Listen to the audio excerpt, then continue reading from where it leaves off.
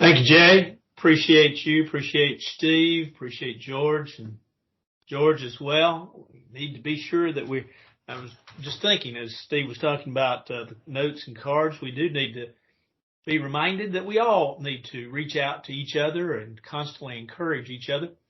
What a great blessing that is. That kind of ties in with our lesson this morning. If you want to go on and turn in your Bibles to the book of 1 Samuel, we're going to be looking at the 30th chapter in 1 Samuel here in just a second. Story is told, it's a made-up story nevertheless, but it illustrates the point that we want to begin with this morning. It seems as if Satan was going to have a yard sale. And in this yard sale, he was going to sell a lot of his old tools and old equipment. He was going out of business, according to the story. And so on the day of his sale, there's a lot of tools that were displayed. There was jealousy, there was hatred, there was pride and deceit and idolatry and many other implements that he had used. Each one was marked with a price. Each one was negotiable. But off to the side, under a glass case, there was one that was wedge-shaped, that was well worn, and the price was higher than any of the prices on the other tools that he was selling. And someone asked Satan in this, as we said, made-up story, what is that tool? And Satan said, well, it is discouragement. And why do you have it priced so high? And Satan simply said, because it is more useful to me than any other tool. I can pry open and get inside a man's heart with what I could not with any other tool. And so once inside, he said, I could do whatever I wanted to and whatever suited me best. So it's worn because I've used it on everybody, and few knew that it really belonged to me. You ever been discouraged? I'm sure we all have from time to time. You know, we may call it the blues or the blahs. We may call it being down and out, down in the dumps, down in the mouth. Our get up and go has got up and went. Our passion for a project, our passion for life, our passion for maybe even the Lord's work has gone. Life, the load of life, the events of life, the actions of people have caused us to be discouraged. And sometimes we've been overworked and we haven't seen the results. And so consequently we walk off, or we walk away, or we continue to live in the past and say, well, that's what used to happen, or this is what did happen. And the reality of it is that while we may grow discouraged, it's important that we learn to get up and that we learn to not be defeated, that we learn to get up and get going. Because discouragement, oftentimes what it does is it pulls us down to the point where we say, okay, I don't want to do. And so consequently, what do? Well, whatever the work is, especially that we're discouraged in, or just life itself, and we begin to pull back. But I want to give you some helpful points, some advice, if you will, some thoughts from 1 Samuel, the 30th chapter, that when you are discouraged, here's some things to do and some things to remember. In 1 Samuel, the 30th chapter, in order to really get the feel for what's going on there, I think you might want to go back to the 29th chapter.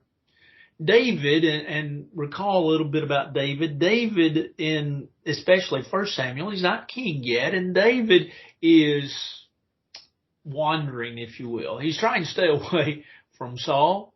He's trying to make sure that his life is spared, that Saul and his men do not capture him.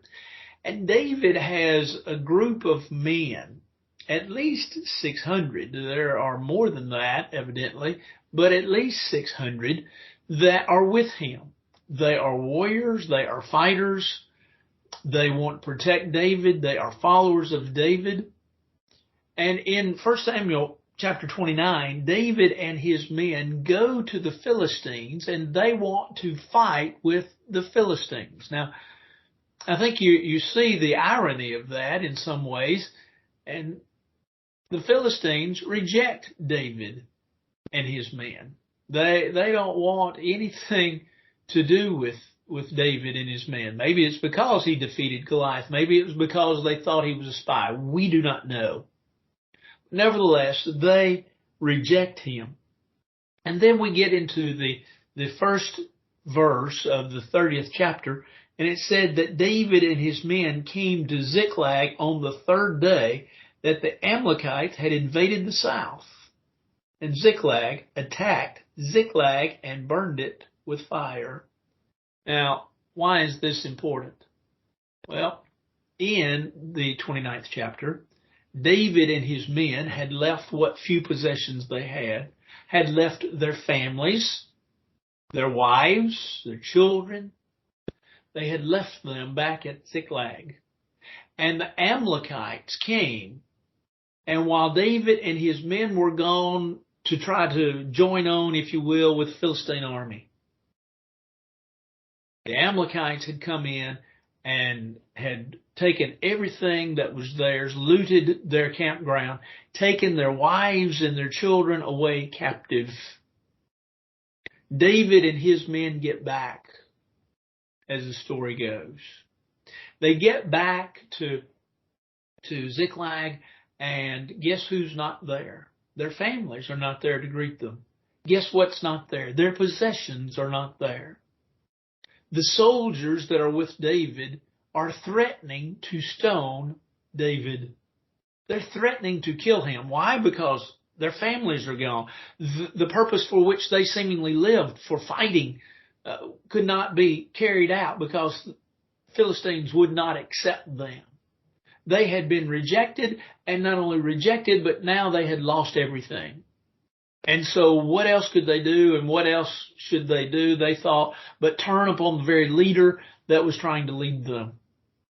And it is at that point in time in 1 Samuel 30 that David becomes distressed of heart. He's disappointed. He's discouraged. And yet there are some steps that David takes to overcome the discouragement that, if you will, in the made-up story at the very beginning, Satan's wedge-like tool is overcome. Well, what did David do? Well, verse 6 reminds us that David got alone in the presence of God and strengthened himself in the Lord. But what did he do? Well, look, first of all, in verse 8, David, it says, inquired of the Lord, saying. One of the first things David did was get alone in the presence of God. We might object. We might say, well, now wait a minute. Aren't we always in the presence of God? And aren't we individuals that know that God is always at hand? Yeah. The answer to that is how true. But what this verse is saying is that David prayed to God. David got into the presence of God. He prayed to God. It's sort of like this. If you'll let me use this analogy. He picked up the phone and he made the call to the Heavenly Father in order that he might unburden his heart before God, in order that he might tell God his very problems, his very distress. You know, some folks use God that way. They use him as the SOS God. In other words, they don't talk to him much until problems exist, and then they talk to him. Well, that's all right. The emphasis from God has always been, call upon me and I'll answer. Jeremiah 33 and verse 3. God has told us that we're not to be anxious in anything, but by everything, by prayer and supplication, we're to make our request made known to God. For God has promised that if my people, which are called by my name, and he's talking about Israel there in 2 Chronicles 7 verse 14, will humble themselves and pray and seek my face. Do you know what the promise then is in that verse? I'll hear. God has always wanted us, yea, even in times of distress, to turn to Him.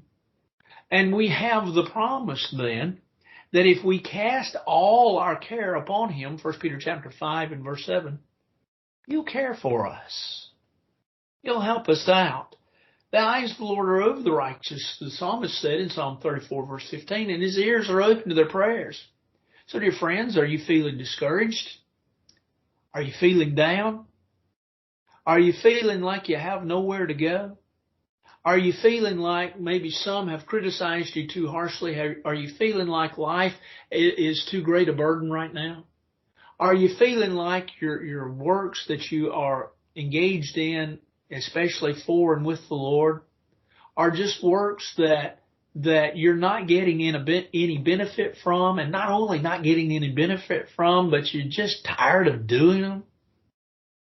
Carry it before the very throne of grace. The Hebrew writer reminds us in Hebrews chapter 4 verse 16 that we may therefore come boldly before the throne of grace, that we may obtain mercy and find grace to help in time of need. We need to get alone in the presence of God when we get discouraged. Think about old Jonah. We know in Jonah chapter 1 that God gave Jonah a commission to go to Nineveh and preach the gospel, and Jonah did not want to go. Now, we can surmise why, and really the text doesn't per se tell us. And so we'll just simply say whatever the reason was, Jonah ran away from God. And in his running away from God, God had prepared what was called a great fish. And there it swallowed him up. And it says in Jonah chapter 2 verse 1 that Jonah prayed to the Lord God from the fish's belly. And as Jonah then talks about his prayer, and Jonah records then for us to read by inspiration, his inspiration, of course, we get to read today what his prayer was. He makes the statement about his prayer. He says, when my soul fainted within me, I remembered the Lord, and my prayer went up to Him into His holy temple. Jonah says, when I was discouraged, when I was, and you might say, down in the mouth, he said, I turned to God. Well, you might say, well, I don't know what to pray for, and I don't know, what I should ask, and is it a selfish prayer? God wants us to pray, and God will weed out all the possibilities of what we think it might come up short with. You see, many times we understand and need to understand the story of the little boy.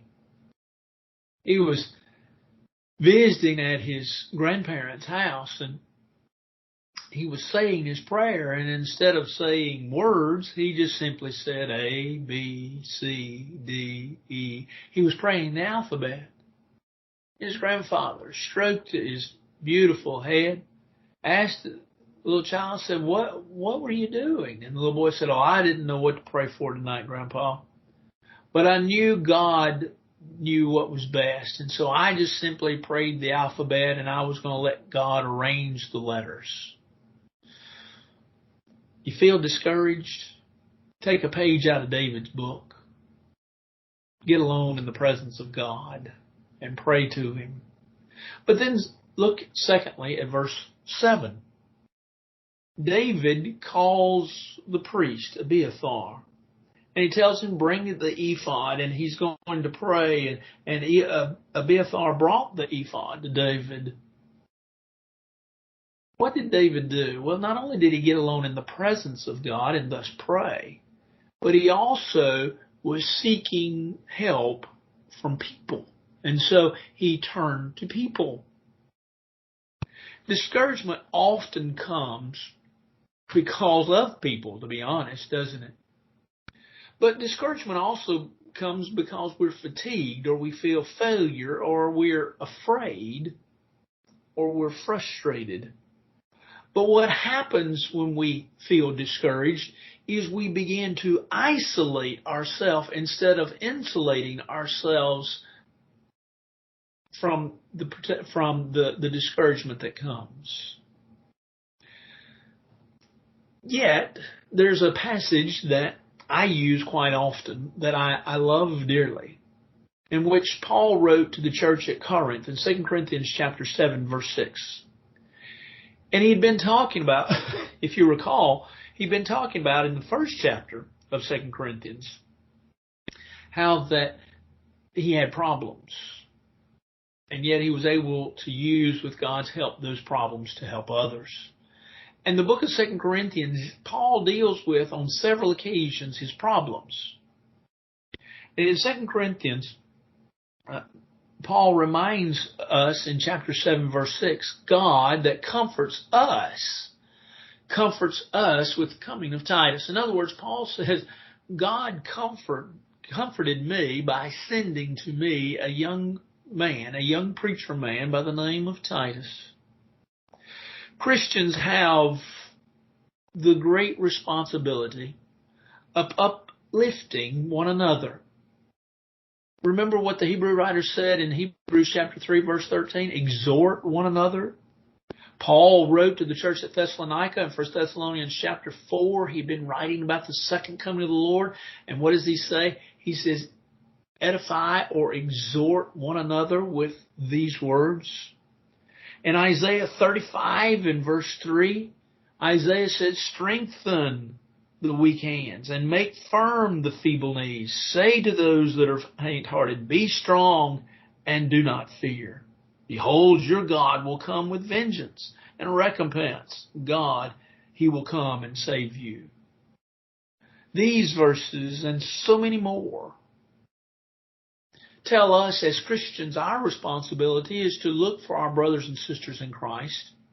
And if they are discouraged, find ways in which we can put our arms around them, in which we can pat them on the back, which we can lift them up, in which we can help them. The reason being, Solomon wrote in Ecclesiastes 4, verse 9 and 10, two are better than one. And the reason being, and I want to paraphrase the last part then of verse 9 and verse 10, Solomon says, because if one falls into a ditch, the other is able to lift him up. But woe to him that is alone.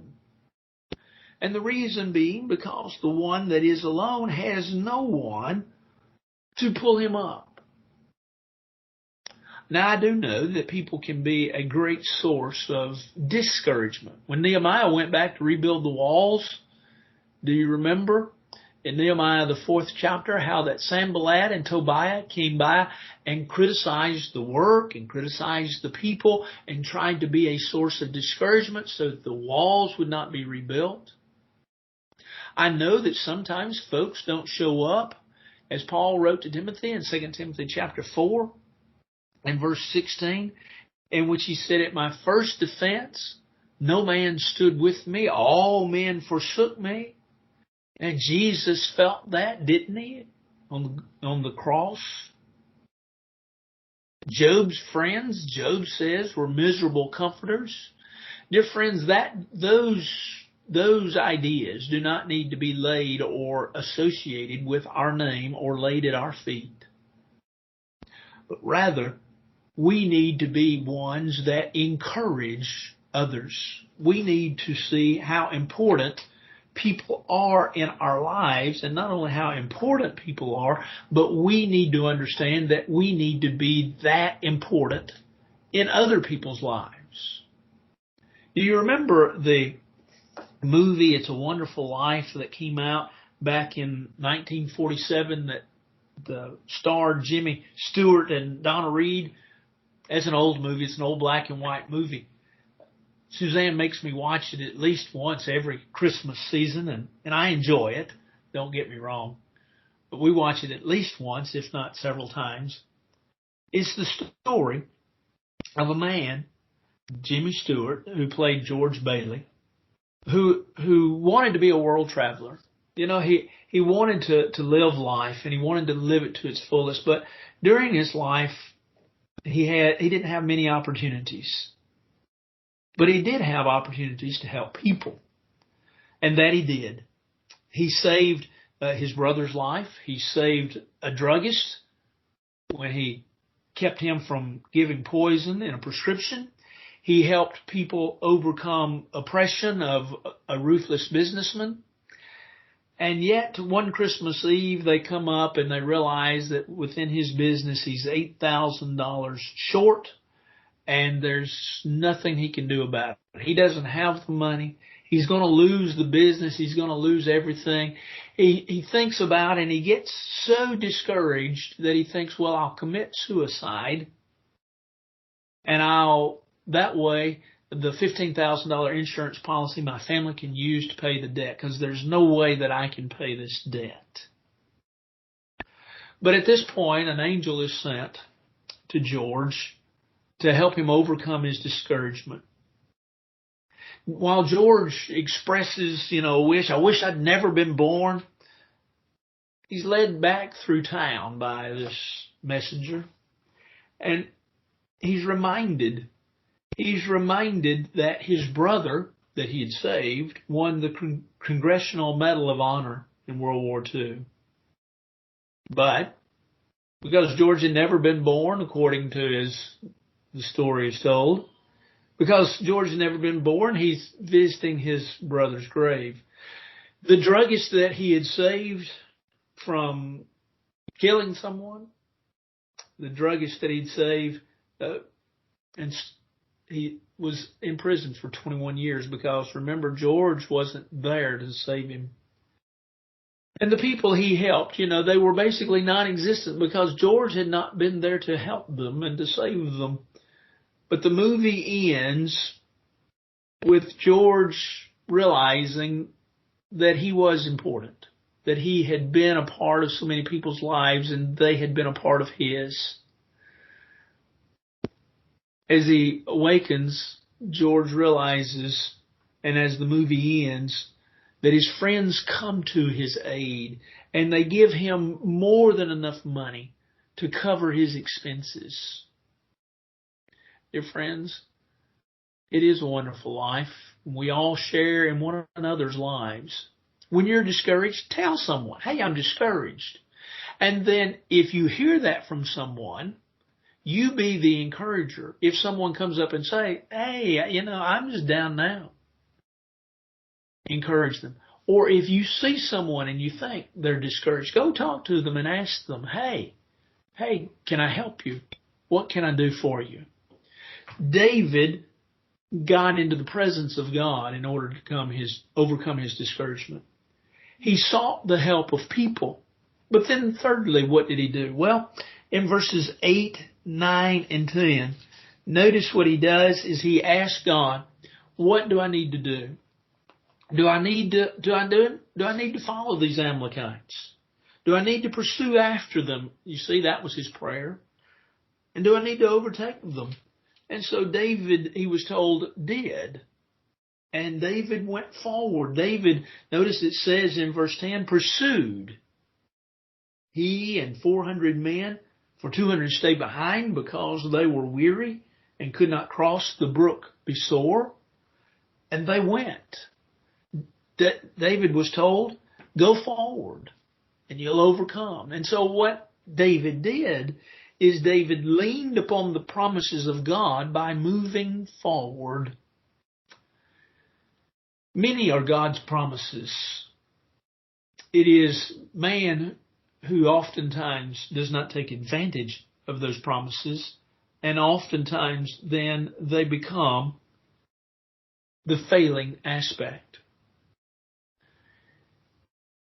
Cursed is the man who trusts in his flesh, Jeremiah wrote in Jeremiah 17 and verse 5.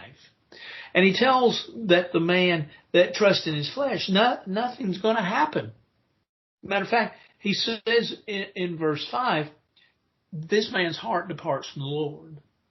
But then notice what he says in verse 7, blessed is the man, this is still Jeremiah 17, who trusts in the Lord, whose hope the Lord is. And he talks about then in the very next verse, he'll be like a tree planted by the waters. What a great promise that is. The promise of God, that God will take care of us and that God will will be with us and that God will not forsake us. Victory is found in God, and victory is found in God's promises. Think about some of the promises of God. How about Galatians 6? Galatians 6 tells us that as a man sows, that shall he also reap. In Isaiah 66 and verse 13, Isaiah reminds us that if we seek him, he'll be found of us. In Philippians chapter 4, verse 19, God shall supply all our strength. How about 1 Corinthians 15, verse 58? Be steadfast, unmovable, always abounding in the work of the Lord, for as much as you know that your labor is not in vain. Or how about 2 Peter chapter 1, verses 3 and 4, in which Peter reminds us that there's an inheritance that's incorruptible, undefiled, that fades not away, reserved in heaven for you. On and on and on we could go of the promises of God. The Lord's my strength, the psalmist said in several occasions.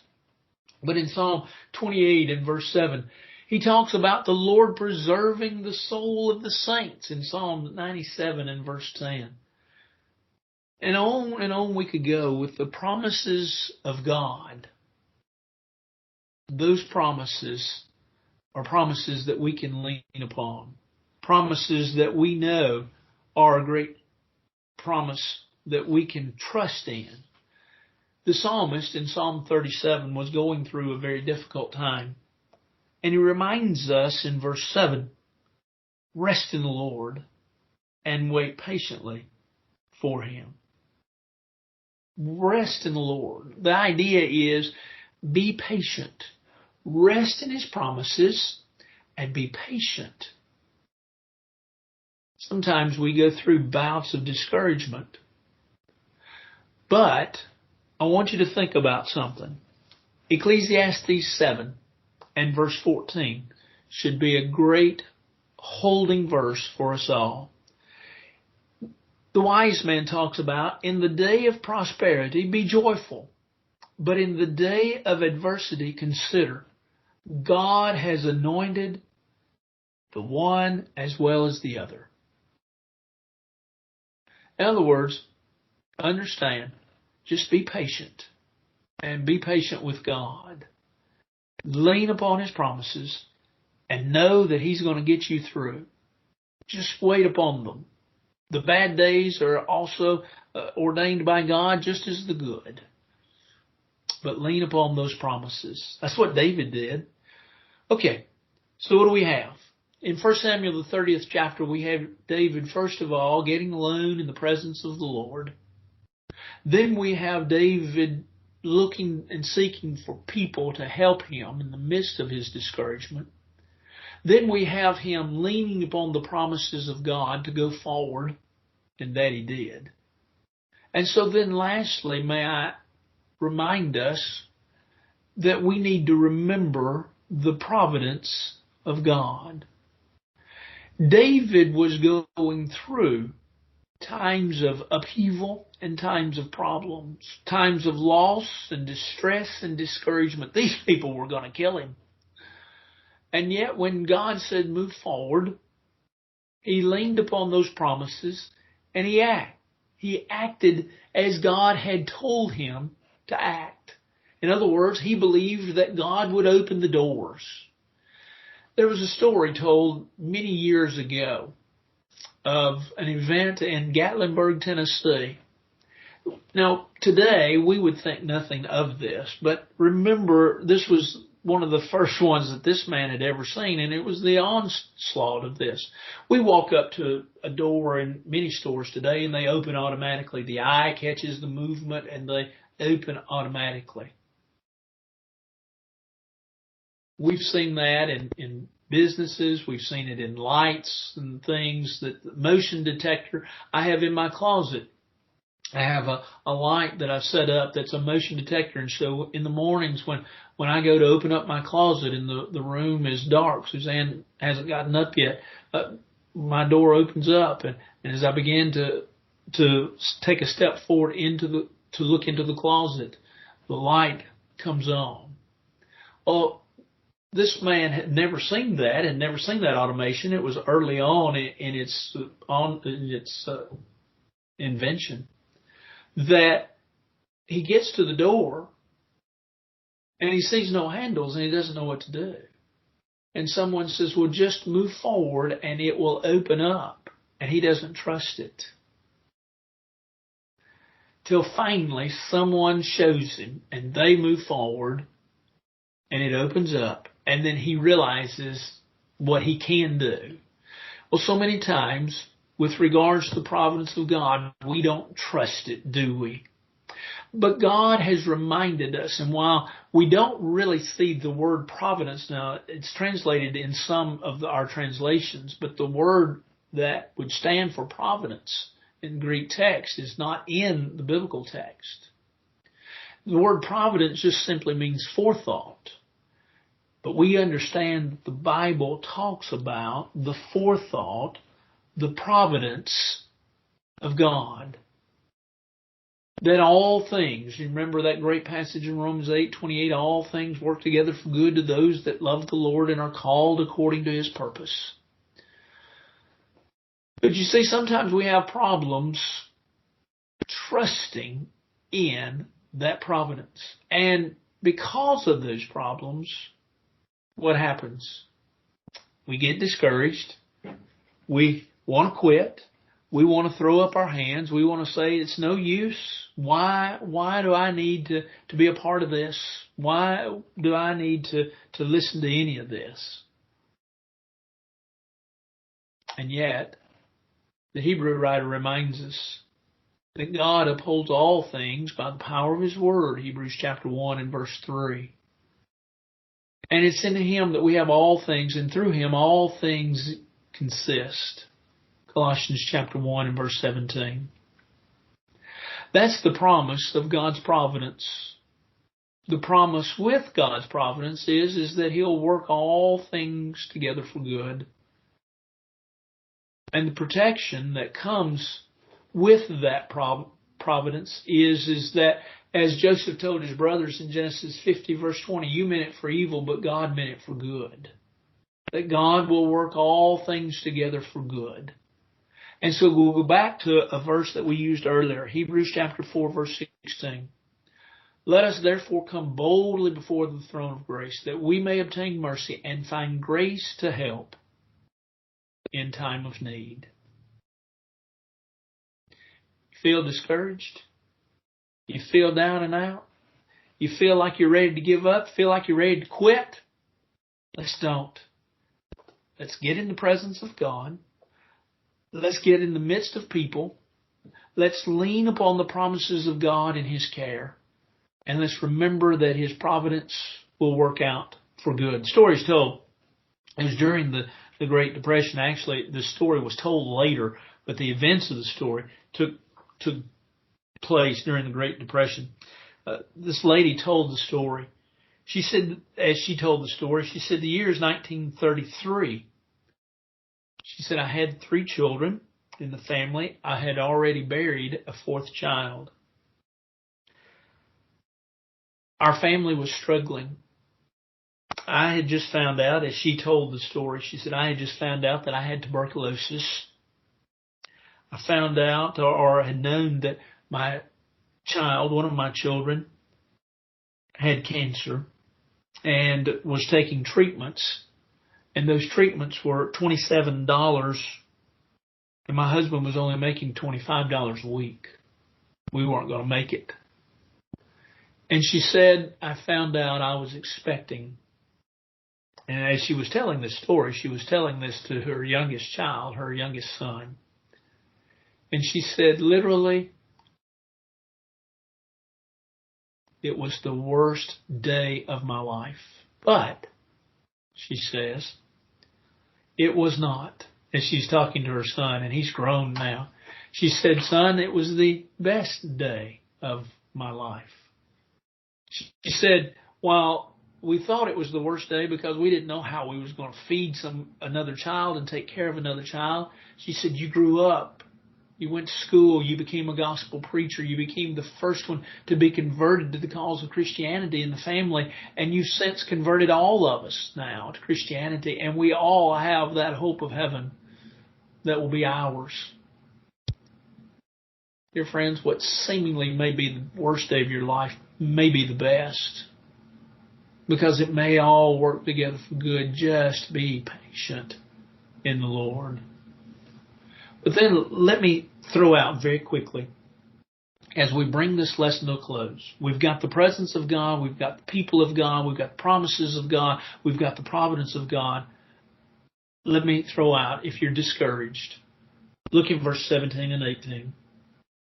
David attacked them from twilight until evening to the next day. Not a man of them escaped, except 400 young men who rode on camels and fled. So David recovered all that the Amalekites had carried away, and David rescued his 2 wives. Let me sum up this lesson by just simply saying this. Participate in life. You discouraged? Participate in life. Get out, get up, get involved, get going. Don't give up and don't quit. Don't lose heart. For our light affliction, which is but for a moment, works in us a far more exceeding and eternal weight of glory, while we look not at the things that are seen, but the things that are unseen. 2 Corinthians chapter 4, beginning in verse 16. And then you know probably full well how the 5th chapter begins. Paul talks about, for we know that if the earthly house of this tent is dissolved or taken down, we have a building of God, a house not made with hands, eternal in the heavens. So, if you're discouraged about a ministry that you're involved in, not going your way, if you're discouraged about life because you're sick and tired of being quarantined, and who isn't? And you're discouraged, if you're discouraged because your life's not going the way you want to, if you're discouraged because your Christian service isn't all that you want it to be, don't grow discouraged. Remember 1 Samuel 30 and remember David. Dear friends, if I can help you in your discouragement, I'll be glad to sit and talk with you. I'll be glad to spend time with you. I'll be glad to do whatever I can. If you just simply don't want me to say anything to you but pray for you, I'll be glad to do that. Just let me know. Let me know. I'll be glad to help you in any way. We thank you for listening. We hope you're not discouraged. I hope you'll come back tonight. I hope you'll listen in tonight. We've got a lesson that's kind of interesting. We'll see how you like it. I think you'll like it. I think you'll be blessed by it. I was blessed in thinking about it and studying for it. So I hope you'll be back with us again tonight. But if you're discouraged, don't get down. Just keep on going. Life will turn around and it'll be better tomorrow. The sun always rises after a sunset. May God bless you and keep you is my prayer.